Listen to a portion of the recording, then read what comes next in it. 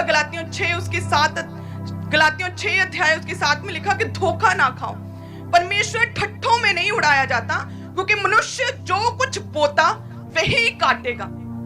परमेश्वर ठट्ठों में नहीं उड़ाया जाता। उसके वचन को ध्यान से सुनो, क्या कहता है ऑनलाइन क्लीसियों, ध्यान से सुनो कि क्या कहता है कि लेते दिया करो ताकि तुम्हें भी दिया जाए। जिस मात्रा में तुम नापोगे उसी मात्रा में तुम्हारे लिए नापा जाएगा। परमेश्वर के वचन को ठट्ठों में ना उड़ाओ, क्योंकि वचन क्या कहता है कि जो कुछ मनुष्य बोता है वही काटेगा। सो आप जितना चाहते कि पूरे साल में परमेश्वर मुझे ब्लेस करे, सो पहले बोना है, उसकी फसल परमेश्वर, उसकी टेस्टिमनीज, उसकी फाइनेंशियल ब्लेसिंग्स परमेश्वर बाद में हम सबको देंगे। वचन कहता है कि 30, 60, 100 गुना, कई गुना करके परमेश्वर हमें वापस देता है।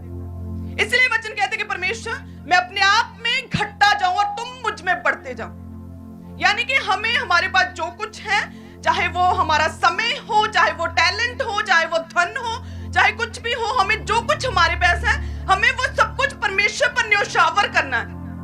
हम कितने में थके हुए क्यों नहीं हो, लेकिन फिर भी हमें परमेश्वर के काम करें, फिर भी हमने सेवा करनी है। सैटरडे आकर हम कोई भी जॉब क्यों नहीं करें, लेकिन अगर परमेश्वर के घर में काम करने का आपका टैलेंट है, आपके पास वो काम है, आपके पास वो एबिलिटी है कि परमेश्वर के कामों के लिए आप परमेश्वर के भवन में सेवा कर सकते हो, तो यस, मैं अपनी जॉब से भी समय निकाल कर सेवा कर सकता हूं कि परमेश्वर मैं अपने आप में घटता जाऊं और तू मुझ में बढ़ता जाए। सो परमेश्वर के वचन को वचन का ठट्ठों में नहीं उड़ाया जाता।